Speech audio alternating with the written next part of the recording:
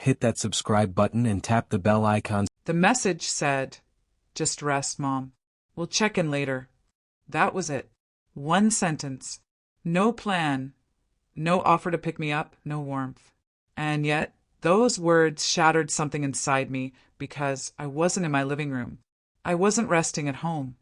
I was alone in a hospital bed, recovering from pneumonia at 75 years old with no one coming for me. I had spent 5 days in that hospital room. 5 days waiting, breathing shallowly through oxygen tubes, the beeping machines reminding me I was still alive. Not once did the door open with the face I needed to see. Not once did Mark or Meadow call to ask how I was doing. And now this message. "We'll check in later." Friday morning, discharge day. I had told them the date twice. Once in the group chat, once on the phone with Mark. I even reminded me when she came by 2 weeks ago to borrow my slow cooker. They both nodded like they were listening. "Got it, Mom?" Like I was a task on a grocery list. The ceiling above me was pale beige, speckled too. Clean. It didn't comfort me. It mocked me like everything else in that room. It was indifferent just like them. My coat was still folded on the vinyl chair, untouched. I had packed it myself, hopeful. No flowers, no cards. No one had even asked what time I'd be leaving. I checked my phone again. Still nothing. 3 days earlier, Mark had texted, "You're strong, Mom.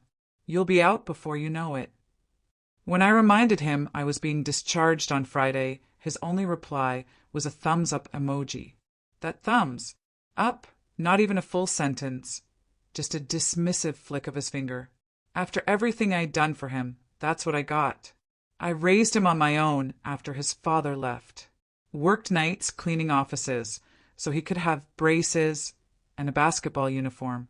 Stayed up through fevers, breakups, heartbreaks, and now I was barely worth a tap on a screen. I sat up slowly, my ribs aching.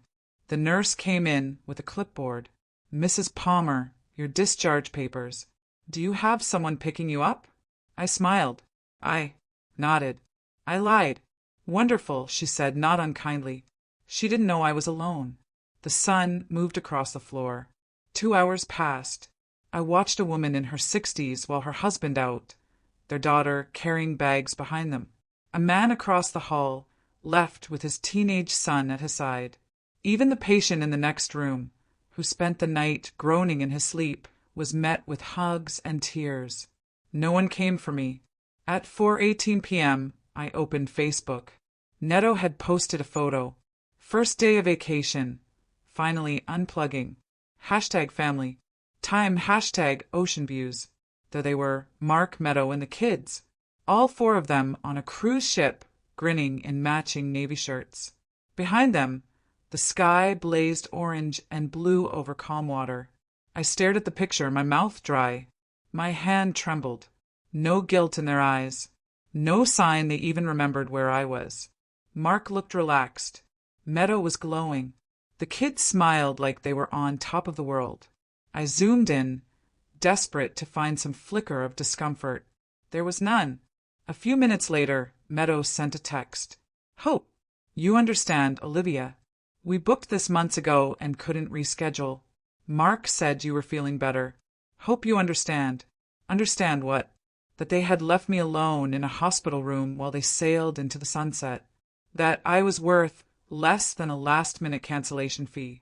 I had given them so much, paid for their kitchen renovation when their sink flooded, let Mark when he lost his job and never asked for it back, took their dog in every time they traveled, babysat for their date nights, missed my own friend's funeral because Meadow called in a panic over her PDA project.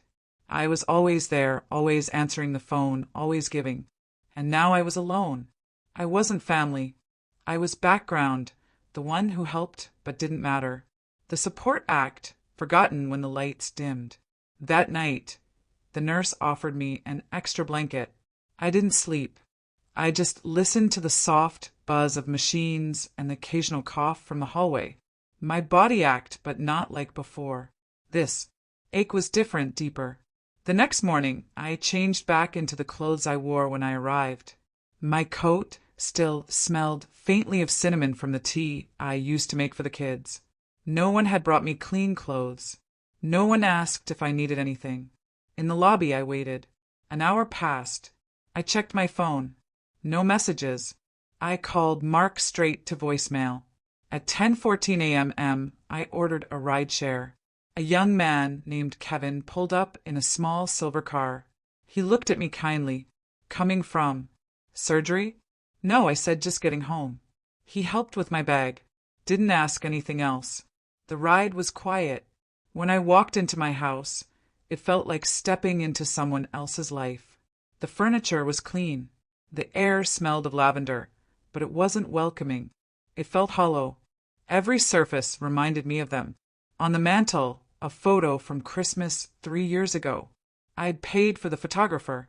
I picked out the matching scarves. Everyone smiled like they were happy. I looked at my own face in that picture, hopeful, still believing. The answering machine blinked. One message. Meadow. Just checking in. Olivia. Hope everything went smoothly. We'll be back next Friday. Let us know if you need anything. Need anything? I needed someone to ask if I was okay. I needed someone to offer a ride. I needed my son to remember that I had nearly died last week. They were sipping cocktails, watching sunsets, posting hashtags, and I was here cold alone.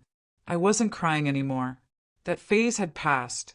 I didn't even feel sad. What I felt was sharp, heavy, certain. They had made it clear. I was only useful when I had something to give. So I walked to my office, my breath tight, but my steps steady. I opened the file cabinet. I pulled out the will. Still listed Mark as sole beneficiary. I pulled out my bank statements. Highlighted every payment made for their benefit. The house deed in my name, no mortgage, no co-owner. I opened my laptop, typed real estate agent near me. Let's see how they like it when the house is gone. I didn't open the blinds that morning. There was too much light, too much honesty in it. I needed the dimness, the quiet hush of a house, still clinging to sleep. I sat in my kitchen, still in the same clothes from the day before, holding a mug of tea I hadn't touched. Everything was silent except my thoughts. Meadow's voice echoed in my mind. Hope everything went smoothly. I thought about each word, each one carefully chosen to sound polite, distant, almost professional. Not a hint of concern. No. Are you okay? No. I wish we could have been there. Just those 7 little words that made it clear I wasn't part of their plan. And the voicemail. Her tone had been bright. Too bright. Like she was leaving a message for a neighbor, not her husband's mother, who had just spent 5 days in a hospital. I replayed her words in my head again. We'll be back next Friday. Let us know if you need anything. Back next Friday. A full week. They weren't just gone for a weekend. They were gone long enough to forget me. Completely. That detail made it worse. It wasn't a rushed decision.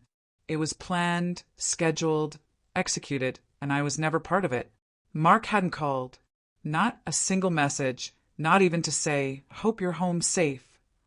That morning, I pulled out the drawer beneath the microwave, the one where I kept all the little reminders of who I used to be to them. Crayon drawings from the kids, cards that said "Best Grandma Ever," a photo of Meadow, and me taken the year she married Mark. She'd written on the back, "To my second mom. Thank you for always being there." Always being there. That was the problem, wasn't it? I had always been there. When Meadow needed someone to co-sign their first lease. When Mark needed help with his student loans. When they were planning their wedding. I stayed up nights sewing table runners by hand. I covered the deposit for their venue because they were trying to save. I remembered Meadow crying in my kitchen after her miscarriage.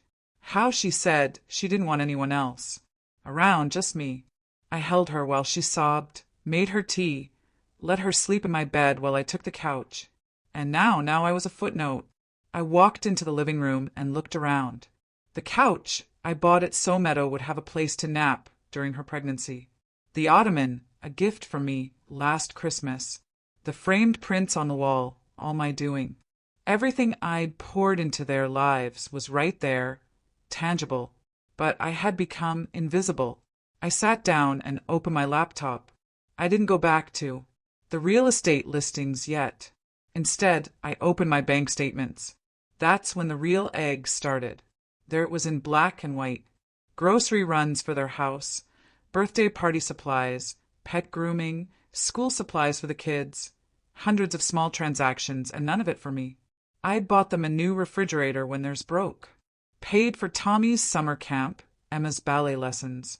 I even chipped in for Meadow's new car when she said her credit wasn't strong enough alone. And I had felt good then, generous, like I was part of something. Now it felt like evidence, a paper trail of how much I gave and how little they thought to give back. I took a deep breath. My chest was tight. I opened a second tab, typed how to remove a beneficiary from a will. I didn't make any changes. Not yet, but I needed to know that I could. Around noon, I called my friend Helen. She had been through something similar with her daughter. They forget, she told me. Not because they stop loving you, because they start expecting you to always be there. Like furniture. Comfortable, reliable, but not important. Furniture. That word stayed with me. I wasn't angry just at Meadow or at Mark. I was angry at myself for letting it happen, for confusing usefulness with love. I remembered one night, maybe 6 months ago, I was babysitting the kids so they could have a date night. It was late. I stayed after they came home to help clean up. Meadow had said, "You don't have to do all this, Olivia." And I said I don't mind. But I did. I minded a lot because when I left, she didn't say thank you. Just drive safe like a stranger. That was the night it started to sink in. I wasn't seen anymore. I was expected to help, to give, to disappear when the work was done. I walked back into the kitchen, opened the fridge. Half the shelves were stocked with leftovers I had cooked for them. I took one out, microwaved it, and sat at the table. Halfway through eating, I stopped. I couldn't swallow. Not because it tasted bad, because I was done feeding people who forgot to feed me. I threw it away. Later that evening, I sat by the window and looked out at the street. The sun was setting. I saw the neighbor's son helping his mom carrying groceries. She was laughing. He smiled at her. I hadn't seen Mark smile at me in a long time. Not really.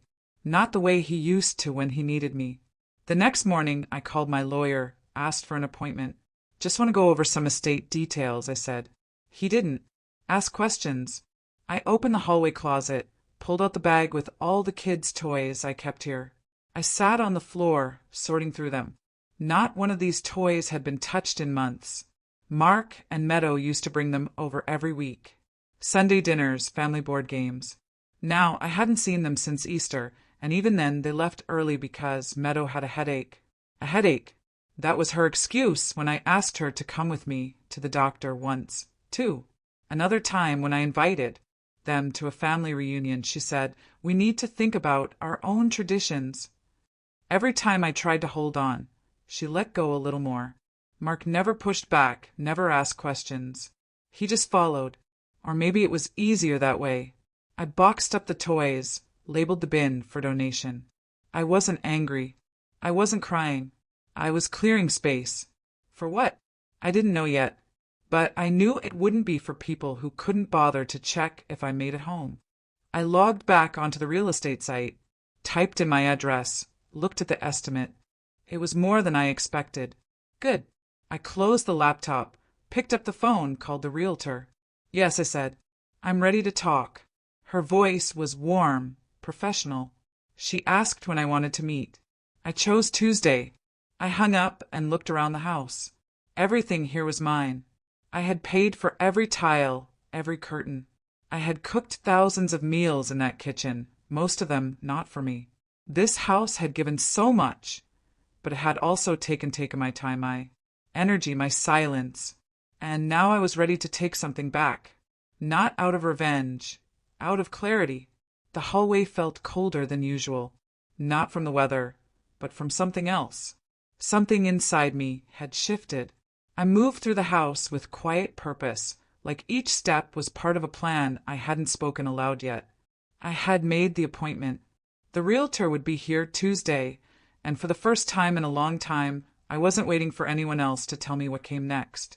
I walked into my bedroom and opened the closet.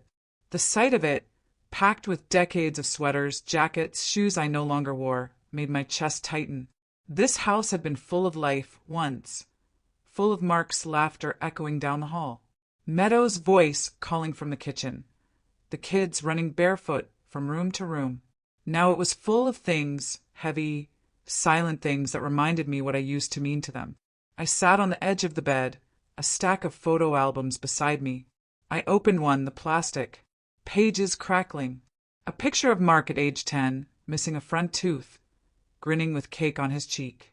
Another of Meadow on her wedding day, holding my hands, eyes shining. She had said, "I couldn't have asked for a better mother-in-law." That night, she had pulled me aside and said, "I want our kids to grow up close to you. You're going to be such an important part of their lives." And I believed her because she said it with tears in her eyes. But words fade when actions don't follow. Over the years, those promises turned into brief texts, canceled visits, excuses. The shift was slow but steady, like water wearing down stone. I became the helper, the backup, the person who answered the phone when they needed a solution, not a conversation. Last Christmas, I invited them for dinner. Spent 3 days preparing. Baked Meadows' favorite pecan pie. Made the kids hot cocoa with extra marshmallows. They led the morning of. Said something had come up. No details, no reschedule. They didn't even ask if I had plans. They knew I didn't. I looked down at the photo in my lap. Tommy, age 3, asleep on my shoulder. I remembered how he used to run to me with his arms wide, shouting, "Grandma!" The last time I saw him, he barely looked up from his tablet. I stood up, walked to the hallway closet, and pulled out an old suitcase. I set it on the bed and opened it, not out of drama, not to make a statement, just to remind myself I could. The next day, I took a walk past the park where I used to take Mark past, the library where I taught Emma how to sign her name. The air was crisp. People moved around me, but I barely noticed. My thoughts were louder than the world.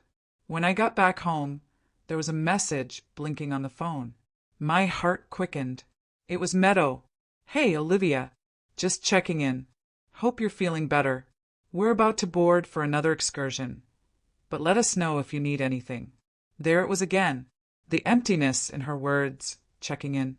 Not because she cared, but because it looked good. She didn't ask what my doctor said. Didn't ask if I had groceries. Didn't ask if I felt scared waking up alone in a hospital room with no one coming.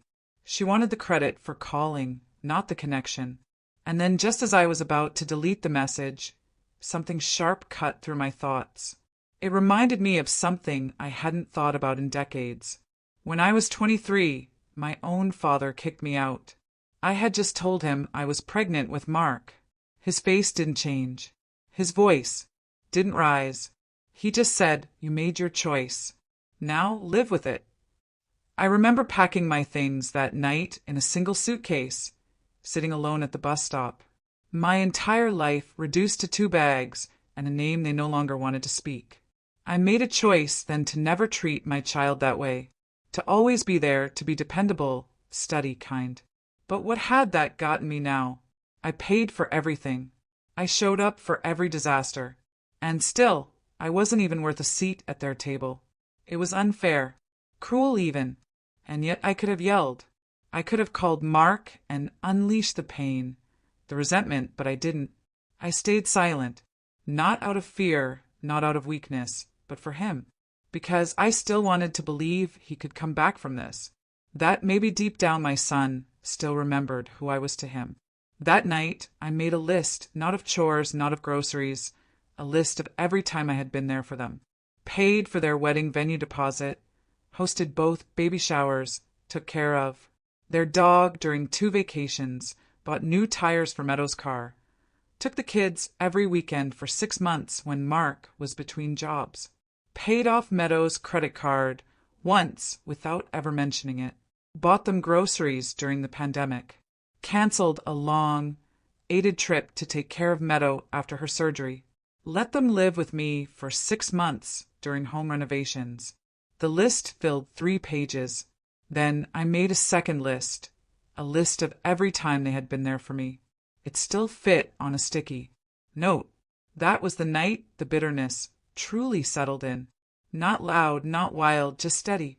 On Tuesday, the realtor arrived. Her name was Carla. She wore a dark blazer and smiled with her eyes. She shook my hand firmly. "Beautiful home," she said, looking around. "Thank you. I've lived here over 40 years. Why are you selling now, if you don't mind me asking?" I paused. "It's time." She nodded, didn't press. We walked through each room. She made notes, took photos, asked questions. I answered calmly, steadily, like I wasn't thinking about the tears I had swallowed in each of those rooms. When she left, I stood by the door a long time, my hand resting on the frame. My heart didn't hurt the way I thought it would. It felt light. That afternoon, I gathered more documents, the deed, my power of attorney forms, my will. I also pulled out the folder where I kept copies of the bills I had quietly paid for years, the things I never asked them to reimburse. I wanted to remember. I booked an appointment with my attorney. For Friday, there were things I needed to change. That night, I opened my laptop, went to Meadow's social media page. New post. Family means everything. So grateful for this week together. A photo of the 4 of them. Matching t-shirts again. Smiling faces. No mention of me. No sign that I even existed. I clicked through the photos, birthday parties, beach trips, school plays. I wasn't in a single one. It was like I had been edited out of their life story. The next morning, I led the newspaper subscription that Mark had set up under my account. Then I went into my email and removed Meadow's access to my grocery delivery login. Years ago, I gave it to her so she could help. But lately, I had seen charges for items I never ordered. I checked my utilities. The water bill had gone up in the months I was out of town visiting a friend. I hadn't said anything then, but I was starting to understand. Everything I had shared with them had become theirs to use, not as family, but as a resource, and I had let it happen. Friday, I sat across from my lawyer. His name was Robert. He'd known me for 15 years. He had helped me update my estate plan when the kids were born. "Olivia, are you sure about this?" he asked gently after I explained what I wanted. "Yes," I said completely. He made the changes. I watched him type, line by line, undoing the future I once imagined. No more shared accounts, no more power of attorney, no more automatic transfers. When I left his office, I walked to the bakery across the street, bought myself a slice of lemon cake, sat alone at a table in the corner, and for the first time in a long time I ate something just for me. I didn't think about Mark. I didn't wonder what the kids were doing. I thought about myself, and it didn't feel selfish. It felt like waking up. I didn't tell anyone the house was up for sale. Not Mark, not Meadow, not even Helen. By Sunday afternoon, the sign was up on the lawn. White post, bright red letters for sale. I watched it swing gently in the breeze from my front window. My tea had gone cold in my hands, but I didn't care. There was a peace in watching it, like something inside me had finally clicked into place. I hadn't acted out of anger. I hadn't made a scene. I had simply made a decision. My decision. The next day, I called the bank. I asked to freeze the joint savings account that Mark had access to. I had added his name years ago, back when he and Meadow were struggling with a mortgage application. They never took it off. The woman on the phone was polite, efficient. "Would you like to revoke the access today, Miss Evans?" "Yes." "Today?" With one confirmation, it was done. Just like that. Later that week, I met with Robert again. We finalized the updated estate documents. I named a charitable trust as one of the beneficiaries. I adjusted the will to reflect what I truly wanted, not what I had been guilt into years ago. "This might create tension," Robert said gently. "There already is tension. This just removes the silence." He didn't argue. I went home and stood in the hallway for a long time. I touched the wall where I had once measured Mark's height every birthday with pencil marks. I traced the faint lines with my fingers, one for each year. A record of love, a record of showing up, and still he hadn't called. Meadow hadn't either. That Friday, the first open house was scheduled. Carla had it all planned out. Professional photos, the listing went live, and by noon there were 3 families walking through the space I had poured my life into. I stayed upstairs. I didn't want to watch. I just listened. Heard someone say, "Oh, this room gets such nice light." Another person asked, "Is the basement finished?" I smiled to myself. Yes, I had finished it. I had installed those shelves, painted that trim, replaced the water heater. I had built this life, and now I was reclaiming it. That night, Mark texted, first time in weeks.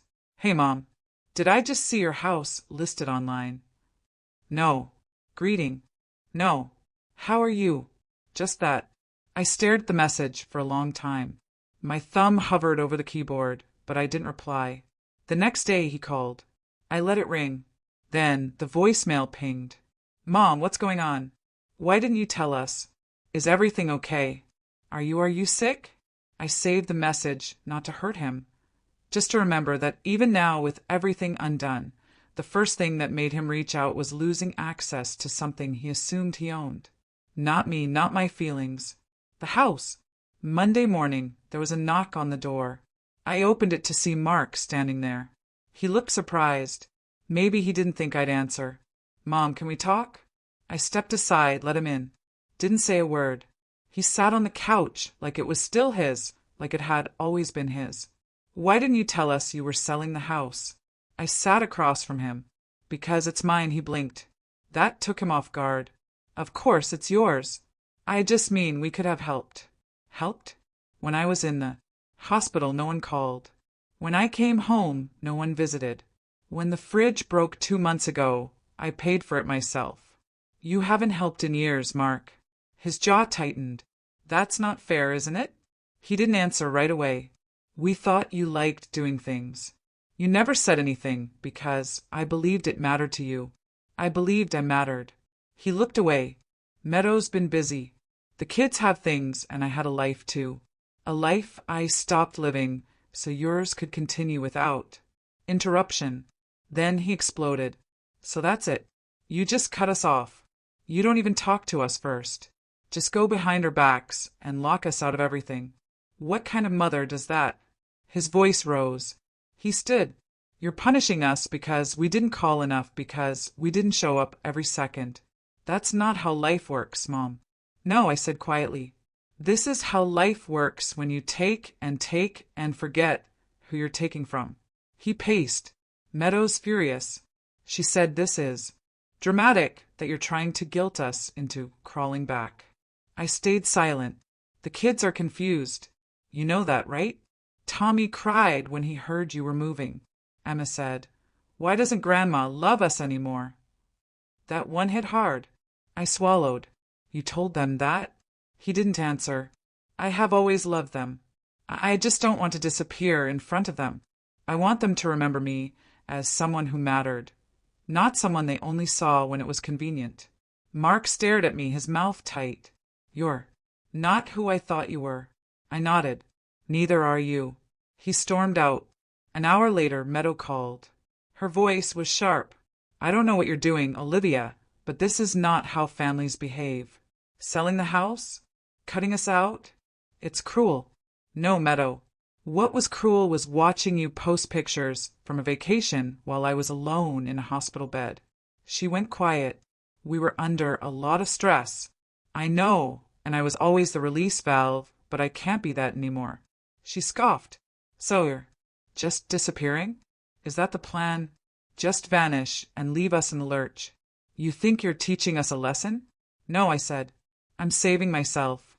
She hung up. That night, I turned off my phone, but the most unexpected thing happened a week later.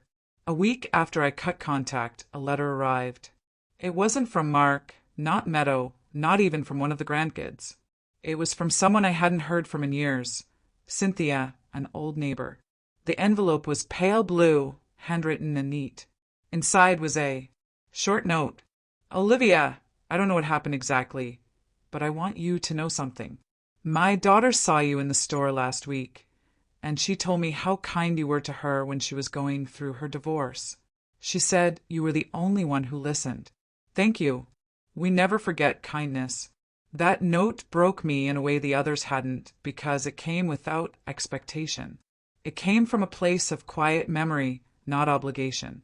And I realized I had spent most of my life being that person, the one people leaned on, the one who gave quietly and without fanfare. I never asked for much in return. But when I needed someone, really needed someone, my own family had looked the other way. The house sold quickly, faster than I expected. I had 3 offers within the week, all above asking. I accepted the one from a young couple, newly married. They sent a letter, too. It read, "We want to grow old here. We hope our children have as many happy memories as yours must have." I smiled reading it. There had been happy memories, yes, but they had faded under the weight of years where I was treated less like a person and more like an asset. A place to drop off the kids, a number to call when the roof leaked, a name to sign the check.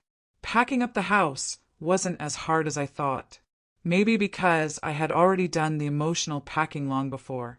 Each drawer, each box I sealed felt like I was folding away an old version of myself. The woman who bent without breaking. The one who stayed quiet so others could feel comfortable. Mark called 3 more times. I didn't answer. Then Meadow sent a group text. Her tone had changed. "We don't understand why you're doing this. The kids are upset. We've always included you. Why throw that away? Always included me." Those words hit like ice. I remembered the birthday party I wasn't invited to. The trip I found out about through photos. The family game night that happened while I stayed home waiting for a call. Their version of inclusion had been conditional. Convenient. I didn't respond. I wasn't angry. Not in the way they imagined. I was just done. On moving day, I didn't tell anyone where I was going. Carla, my realtor, had helped me find a small lake cottage 2 towns over. It was quiet, surrounded by tall trees and the kind of stillness you can't buy.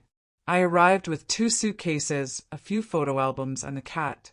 The first night there, I slept better than I had in years.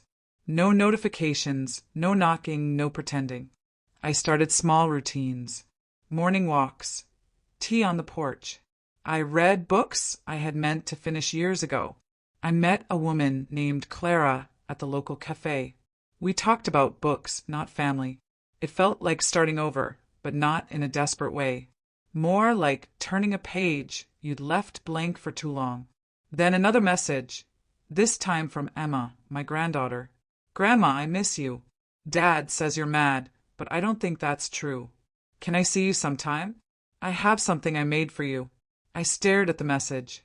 My hand shook because it wasn't her fault. She was just a child caught in something she couldn't understand. And yet, she had reached out without blame, without expectation. I replied, "I miss you too, sweetheart. We'll find a time soon. I promise." And I meant it because she deserved to know that love didn't mean always saying yes, but it did mean being there honestly when it mattered. Mark sent 1 more message after that. "I still don't understand, but I guess that doesn't matter now. You've made your choice." Yes, I had. I looked around the little cottage that night, the light filtering through the windows, the soft ticking of the clock. I felt no guilt, no shame, only relief. I hadn't burned the bridge. I had simply walked away before it collapsed on top of me. And for once, I wasn't the one holding it all together. I lit a candle, poured myself some tea, and watched the stars blink into place above the trees. They didn't need to know where I was, but I knew who I was, and that was enough. I won't be afraid to tell the truth anymore, even if it hurts. Hit that subscribe button and tap the bell icon. Thanks for watching.